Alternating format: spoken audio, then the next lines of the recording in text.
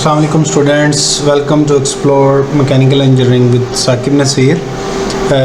हम लोगों ने स्टार्ट किया हुआ है बेसिकली पंप के बारे में। पंप के बारे में हम लोगों ने देखा। हमने कहा जी वो डिवाइस जो हेड इंक्रीज़ करेगी, ठीक है। हमने कहा जी पंप की बेसिकली दो टाइप्स हैं। वन इज़ डायनामिक पंप, जिसको हमने रोटोडायनामिक्स कहा था, और one is positive displacement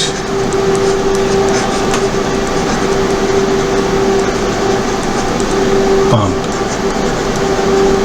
right. One is positive displacement pump. अब डायनामिक जो पंप है वो दो तरीके से एक्ट करेगा। वन इज़ थ्रू रोटेशन और non rotation. Similarly positive displacement में मैंने आपको बताया था कि दो तरीके से करेगा, रोटेशन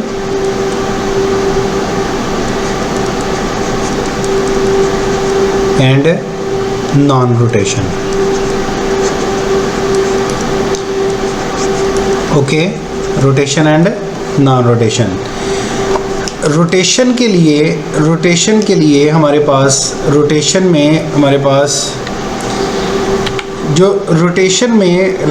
में हमारे पास जो पंप है, डायनामिक पंप हैं, वो कहलाते हैं rotodynamics pump. Rotodynamic pumps, right. अब रोटोडायनामिक्स की हमारे पास जो एग्जांपल्स हैं वो कौन कौन सी हैं? Number one, centrifugal pump,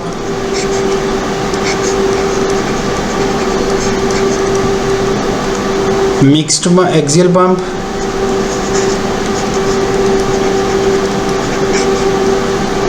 pump,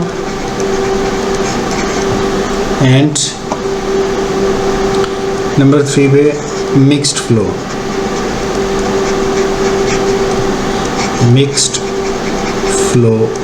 pump.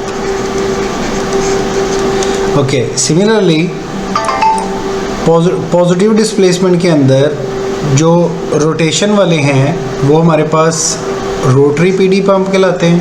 Rotary PD pump positive displacement, और नॉन रोटेशन के अंदर रेसिप्रोकेटिंग आ जाते हैं, रेसिप्रोकेटिंग,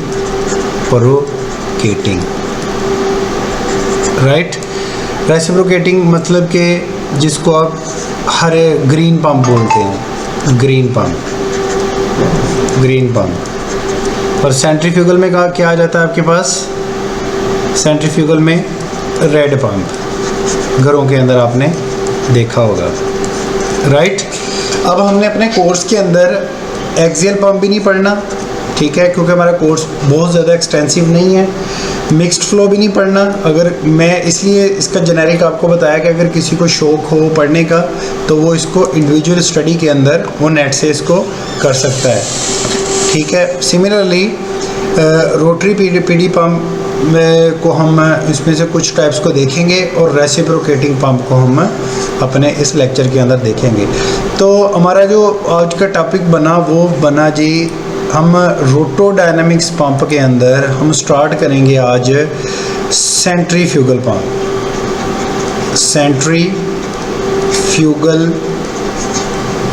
पंप। ओके, तो हमारा जो टाइटल है आज का वो क्या है जी? Centrifugal pump. वो था सेंट्रीफ्यूगल पंप। अब इसके अंदर हम लोग ये देखेंगे कि सेंट्रीफ्यूगल पंप की डेफिनेशन क्या है। सेंट्रीफ्यूगल पंप की डेफिनेशन है वो पंप जो आपको प्रेशर इंक्रीज़ करके दे,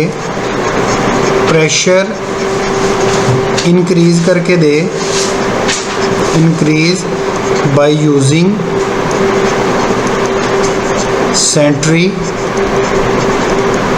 centrifugal force, by using centrifugal force. अब क्वेश्चन ये है कि सेंट्रीफ्यूगल पंप में जैसा कि हम लोगों ने लास्ट टाइम देखा था कि हमारा पंप क्या था, इस तरीके से हमने कुछ ड्रॉ किया था।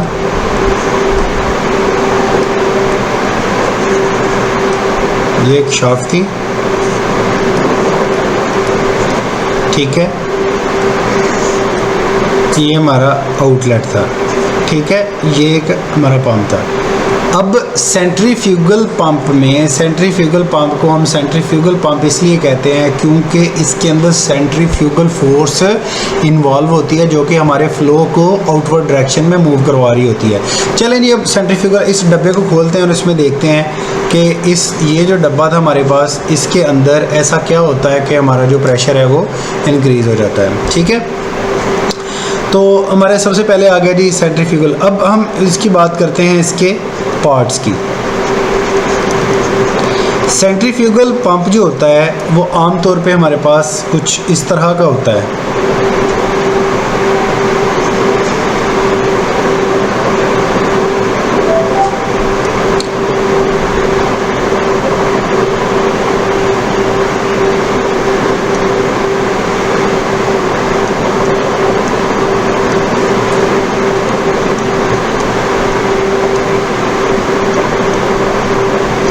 ठीक है, ये जो इसका पार्ट होता है ना सेंट्रीफ्यूगल पंप का, ये होता है, ये वाला जो पार्ट होता है इसका, दिस इज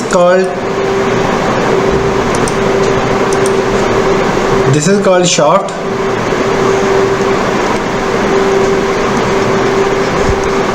जो पीछे से अटैच होती है। ये जो अंदर पार्ट पड़ा हुआ है, ये जो कर्वेचर ब्लेड्स वाला, this is called impeller.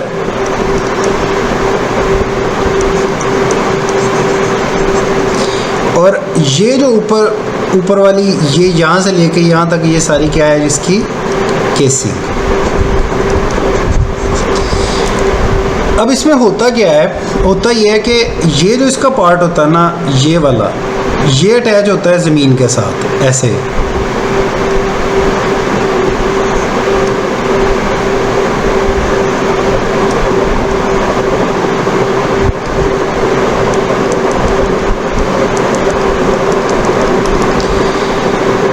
Impeller मैं इधर बना देता हूँ दोबारा, इधर देखिए, ये इसकी ब्लेड्स हैं।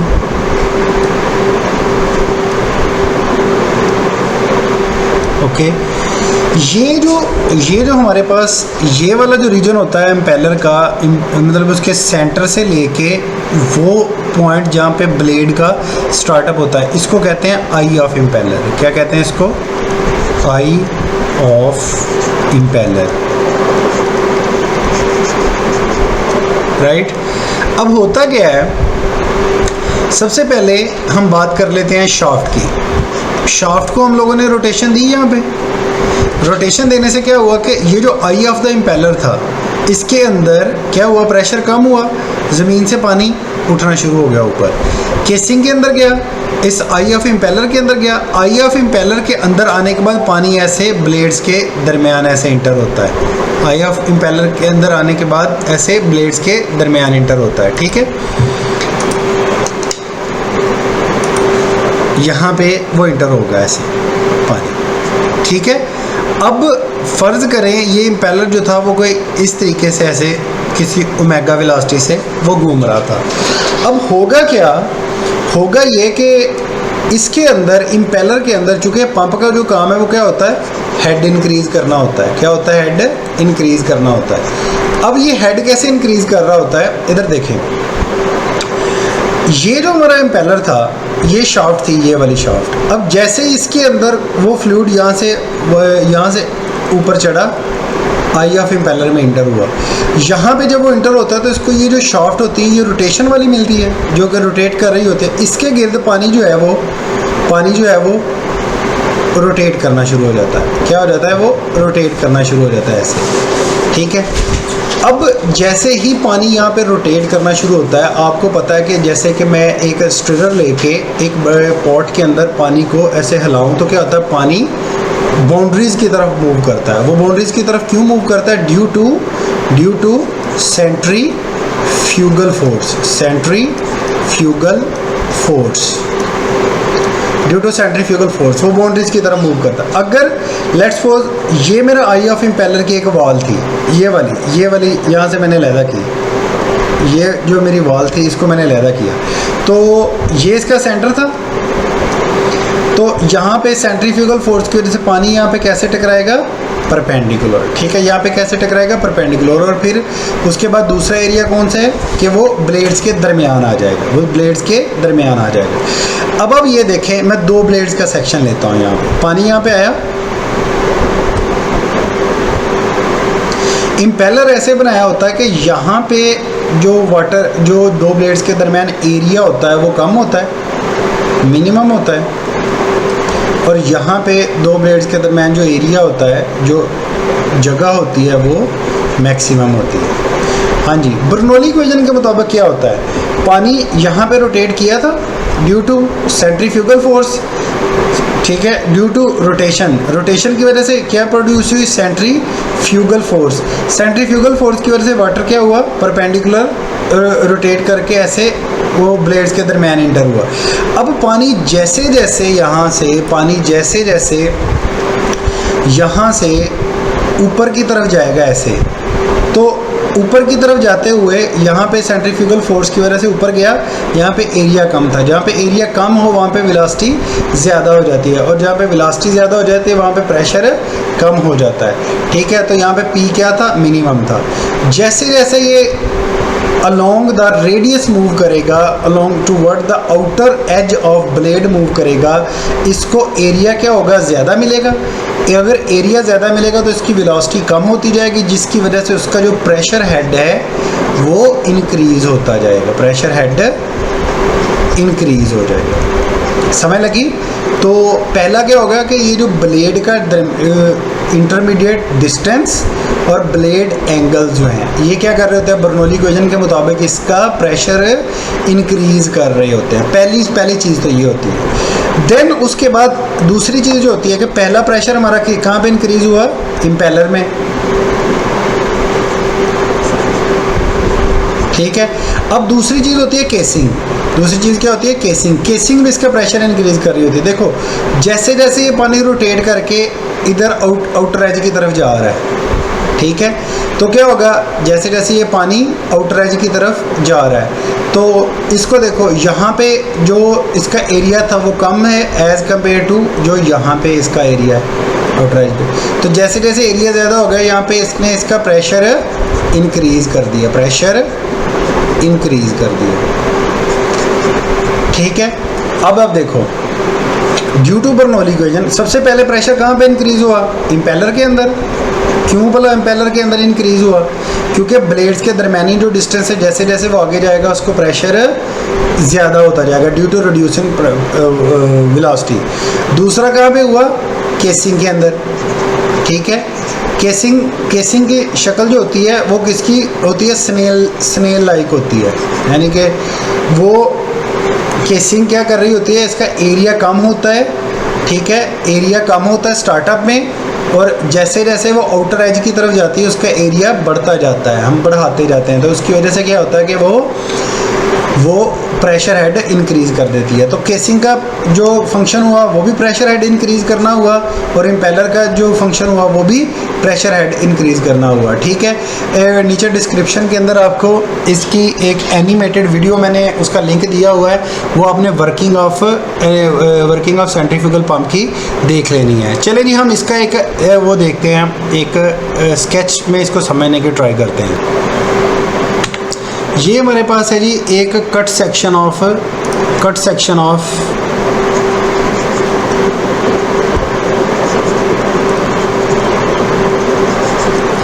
सेंट्रीफ्यूगल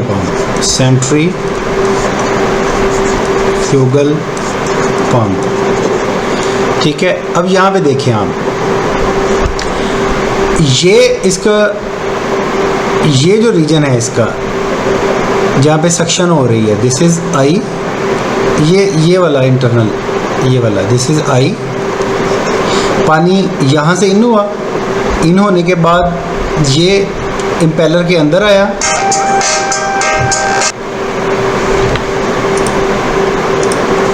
ये इसकी आई ऑफ इम्पेलर में चला गया, ये इसकी आई थी, अब ये इसका इम्पेलर है, this is impeller, this is impeller, ये वाला पोर्शन, ठीक है। अब ये अगर इसको देखें तो ये वॉल्यूट चैम्बर कह रहा है, ये मैं आगे चल के बताता हूँ कि ये वॉल्यूट चैम्बर क्या होता है, ठीक है। अब यहाँ पे अगर आप देखें तो ये इसको प्रेशर साइड क्यों कह रहा है, क्योंकि ये प्रेशर साइड इसलिए क्योंकि यहाँ पे प्रेशर इसका इंक्रीज़ हो जाता है। इम्पेलर, शाफ्ट और आई और एंड पे पंप केसिंग, ये क्या है जी, पंप केसिंग, ठीक हो गया। अब हम सबसे पहले इसको देखते हैं, ये हो गया कट सेक्शन ऑफ पंप, ठीक है। इसको अगर मैं थोड़ा सा इनलार्ज करके आपको दिखा पाऊँ, ये देखें, ये देखें, ये जो रीजन नज़र आ रहा है ना आपको, ये वाला, दिस इज़ आई, ये नट के साथ जो रीजन है दिस इज़ आई, और ये वाला जो नज़र आ रहा है दिस इज़ ब्लेड है, ठीक है। तो आगे मैं आपको इम्पेलर पढ़ाता हूँ जाके, फिर मैं दिखाता हूँ। तो ये जो ब्लू कलर में नज़र आ रही है ये क्या है, इसकी केसिंग नज़र आ रही है, ठीक है। हाँ जी, आगे देखते हैं हम टाइप्स ऑफ इम्पेलर, क्या देखते हैं, types of impeller, types of impeller. हमारे पास इम्पेलर जो है ना वो 3 तरह के होते हैं। पहला होता है ओपन इम्पेलर, इसमें आप देख सकते हैं, अच्छा इसमें ये जो इसकी चौड़ाई नज़र आ रही है आपको, इसको हम कहते हैं ब्रेड्थ, ठीक है। अब देखो ये यहाँ पे ये देखो, ये वाला जो रीजन है, ये वाला यहाँ पे, ये मैं ब्लैक कर रहा हूँ, ये वाला जो रीजन है, ये वाला जो रीजन है, सर्कल से लेके अगर मैं इसको ब्लेड्स को आपस में मिलाऊं तो ये नट के गिर्द जो रीजन बनता है, this is called I of impeller, this is called I of impeller, ठीक है। और ये अगर आई ऑफ इम्पेलर को आप गौर से अंडरस्टैंड करो तो ये होगा, अगर विद इन द डिप्रेशन जाओ आप तो ये होगा in the form of cylinder, just like ऐसे। ये अगर ब्लेड्स हैं तो ये नीचे की तरफ, तो इसकी जो डेप्थ है वो किस पे डिपेंड करेगी, डेप्थ इसकी डिपेंड करेगी ब्लेड्स के साइज़ के ऊपर। ब्लेड आपका जितना ये बना हुआ है, दिस इज़ बी, देखें दिस इज़ बी, तो इसका मतलब क्या हुआ कि आई की कितनी गहराई कितनी होगी, जितनी इसकी ब्रेड्थ है। तो अगर मैंने इसका एरिया लेना हो आई का तो कैसे लूँगा, circumference of circle 2πr into B1, 2πr into B1, ठीक है। 2πr इंटू H होता है ना सिलेंडर का, सर्कमफेरेंस इंटू H, तो ये इसका एरिया आ गया। अच्छा, पहला हो गया हमारे पास ओपन इम्पेलर। ओपन इम्पेलर में ये देखें आई से ब्लेड, ये देखें 2 ब्लेड्स के दरमियानी जो डिस्टेंस है यहाँ पे कम है, जैसे जैसे वो आउटलेट की तरफ जा रहा है इसका डिस्टेंस ज़्यादा होता जा रहा है। अब देखें डिस्टेंस की भी समय लगी, ब्लेड की विड्थ की भी समय लगी या ब्रेड्थ की भी समय लगी। अब आ जाते हैं इसके शराउड्स की तरफ। शराउड बोलते हैं इम्पेलर की कवरिंग को। अब यहाँ पे अगर आप देखेंगे ना ओपन इम्पेलर में, तो इसके ब्लेड्स के दोनों तरफ कोई कवरिंग नहीं है, विदाउट शराउड है ये। सेमी ओपन इम्पेलर में देखेंगे तो एक तरफ शराउड है, एक तरफ ओपन है। क्लोज इम्पेलर में देखेंगे तो दोनों तरफ ही क्लोज्ड इसके शराउड लगे हुए हैं। ओके, अब इनका फंक्शन क्या है, अब देखें ओपन इम्पेलर कहाँ पे यूज़ होगा, जहाँ पे हमने को थिक पेस्ट को मूव करवाना हो, बिंगम लुब्रिकेंट्स को मूव करवाना हो तो ओपन यूज़ होगा। जहाँ पे वाटर को मूव करवाना हो तो वहाँ पे हम क्लोज को मूव करते हैं, क्योंकि क्लोज जो होता है ये हमें ज़्यादा फ्लो रेट देता है, क्योंकि इसकी कैविटी में जो चीज़ आ जाती है वो प्रिसाइज, मतलब जितनी मास इन हुआ है एग्जैक्टली प्रिसाइज अमाउंट में उतना ही आउट होता जाके। लेकिन सेमी ओपन में क्या होता है कि वो जो इंटरमीडिएट लुब्रिकेंट्स हों, ठीक है, नॉन न्यूट्रॉनल लुब्रिकेंट्स, जस्ट लाइक आपका सरसों का ऑयल हो गया, ठीक है, उस चीज़ों को मूव करवाने के लिए हम क्या करते हैं, यहाँ पर सेमी ओपन इम्पेलर यूज़ करते हैं। ठीक हो गया। अब ये तो हो गया हमारे पास इम्पेलर, ठीक हो गया। शाफ्ट किसके साथ जुड़ी होगी, इम्पेलर के साथ। अब इम्पेलर में मैंने आपको बता दिया कि इम्पेलर अपने ड्यू टू ब्लेड डिज़ाइन की वजह से, आई ऑफ इम्पेलर की वजह से ये क्या करता है, उसका प्रेशर इंक्रीज़ करता है। और दूसरी चीज़ क्या होती है, केसिंग। अब केसिंग भी हमारे पास 3 टाइप की होती है। केसिंग, हाँ जी जनाब, केसिंग भी हमारे पास 3 टाइप्स की होती हैं। इधर देखें, केसिंग हमारे पास 3 टाइप की होती है, पहली वॉल्यूट होती है, दूसरी वर्टेक्स होती है और तीसरी डिफ्यूज़र होती है। इन तीनों में क्या फ़र्क होता है ये मैं आपको दिखाता हूँ। देखें, इसमें ये होता है कि यहाँ पे अगर आप इसको देख पाएँ कि ये वाला जो एरिया है, ये वाला एरिया ये ज़्यादा होता है, यहाँ पे ये वाला एरिया कम होता है। जबकि वर्टेक्स में क्या होता है, वर्टेक्स में एक सर्कुलर स्पेस बनाई जाती है, पहले एक सर्कुलर स्पेस बनाई जाती है, यानी कि ठीक है, उसके अंदर इस इम्पेलर को फिट किया जाता है। ठीक है, अब यहाँ पे क्या होता है, इम्पेलर डायरेक्टली ये सारा आपको इम्पेलर नज़र आ रहा है। ठीक है, ये वाला सारा इम्पेलर डायरेक्टली यहाँ पे भेजता है वाटर को, वाटर केसिंग के अंदर ऐसे ऐसे होता हुआ यहाँ पे आउटलेट होता है। सिमिलरली ये एक सर्कुलर चैम्बर के अंदर वाटर आता है, सर्कुलर चैम्बर के अंदर आने के बाद देन यहाँ से केसिंग से ऐसे होता हुआ अंदर आउटलेट की तरफ जाता है। अब देखो, अगर आप इसको गौर से देखो तो इन दोनों की शक्ल हमें मिलती जुलती नज़र आ रही है। ठीक है, दोनों की शक्ल हमें मिलती जुलती नज़र आ रही है, लेकिन फिर इनमें फ़र्क क्या हुआ, फ़र्क मैं आपको बताता हूँ। सबसे पहले वर्टेक्स केसिंग बनी थी, सबसे पहले वॉल्यूट केसिंग बनी थी। वॉल्यूट केसिंग क्या करती है कि प्रेशर हेड को इंक्रीज़ करके देती है, लेकिन वॉल्यूट केसिंग का एक ड्रॉबैक होता है कि इसमें एडीज़ फॉर्म होते हैं। एडीज़ मतलब वो जिसको हम भंवर कहते हैं। तो इसमें जैसे जैसे पानी आगे जाता है, इसमें जैसे जैसे पानी आगे जाता है, इसमें पानी जैसे जैसे आगे जाता है, यहाँ पे जैसे जैसे पानी, सॉरी इसका कलर, इसमें पानी जैसे जैसे यहाँ से आगे जाता है, तो ड्यू टू दिस डिस्टेंस या इसके अंदर क्या बनती हैं, एडीज़ बनती हैं, भंवर बनते हैं। तो इसको ओवरकम करने के लिए उन्होंने इस इम्पेलर को कहाँ पे प्लेस किया, एक डिप्रेशन के अंदर पहले ही ऑलरेडी। ठीक है, इस केसिंग को नहीं छेड़ा, इस केसिंग को नहीं छेड़ा, उन्होंने पहले इसको एक डिप्रेशन के अंदर लगा दिया, जिससे क्या हुआ कि वो एडीज़ बनना बंद हो गए, और एडीज़ के बाद देन केसिंग की शक्ल वही रही जो वॉल्यूट केसिंग है। वर्टेक्स केसिंग में सिर्फ एक सर्कुलर डिप्रेशन हम एक एक्स्ट्रा फीचर ऐड कर देते हैं, जिससे एडीज़ बनना बंद हो जाते हैं। हाँ, डिफ्यूज़र के अंदर क्या होता है, डिफ्यूज़र के अंदर हम क्या करते हैं, गाइडेड वेन, मतलब ये आपका एक इम्पेलर है ना, ये उसके रोटेटिंग ब्लेड्स हैं, ये उसके रोटेटिंग ब्लेड्स हैं जो कि किसी ओमेगा से रोटेट कर रहे हैं। अब इसके गिर्द हम एक और ऐसे फिक्स्ड गाइडेड वेन लगा देते हैं, फिक्स्ड गाइडेड वेन लगा देते हैं। पानी इधर से आया, उसका प्रेशर इंक्रीज़ हुआ, प्रेशर इंक्रीज़ होने के बाद अब वो दोबारा किसके अंदर दाखिल हुआ, गाइडेड वेन्स के अंदर। यहाँ पे अगेन उसका प्रेशर इंक्रीज़ होगा, यानी कि अब हमने प्रेशर इंक्रीज़ के साथ मज़ीद उसका प्रेशर इंक्रीज़ कर दिया। ठीक है, तो जब हमने मज़ीद उसका प्रेशर इंक्रीज़ किया तो डिफ्यूज़र के बाद देन वो अगेन केसिंग के अंदर गया, यहाँ से निकल के केसिंग के अंदर आया। ठीक है, तो केसिंग ने उसका प्रेशर मज़ीद इंक्रीज़ किया, जिसकी वजह से उसका प्रेशर इंक्रीज़ हो गया। खैर, इनकी जो एप्लीकेशन हैं वो आप लोगों ने देख लेनी है, इसको पढ़ लेना है, वॉल्यूट केसिंग, वर्टेक्स केसिंग और डिफ्यूज़र केसिंग। ठीक है, बाकी इसकी वर्किंग मैंने बता दी कैसे होती है कि यहाँ से IF इम्पेलर में पानी इन होता है, इम्पेलर के अंदर जाता है, इम्पेलर के ब्लेड डिज़ाइन इसका प्रेशर इंक्रीज़ करता है, प्रेशर इंक्रीज़ करने के बाद इसको आउटलेट पे डिलीवर कर देता है। तो ये हमारा था सेंट्रीफ्यूगल पंप।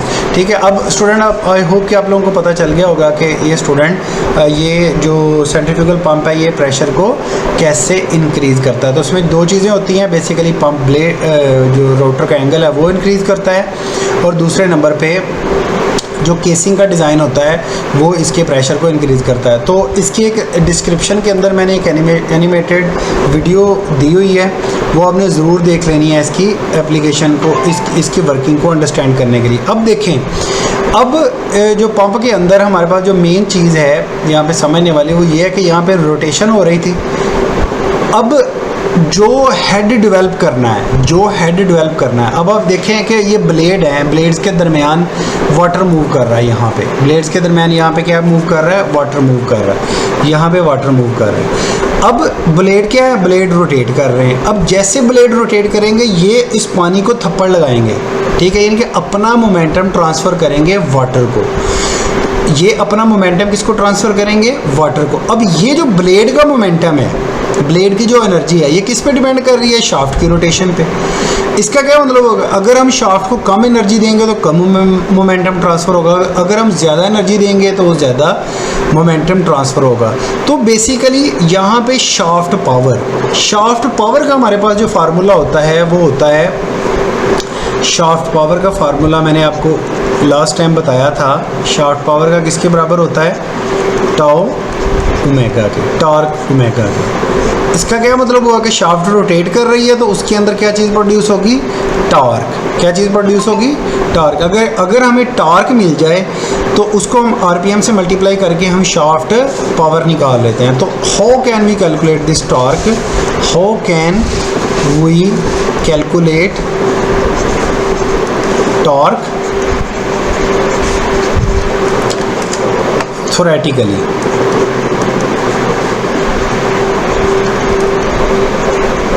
ठीक है, तो उसके लिए हमारे पास जो इक्वेशन होती है वो होती है आयलर टर्बो मशीनरी इक्वेशन।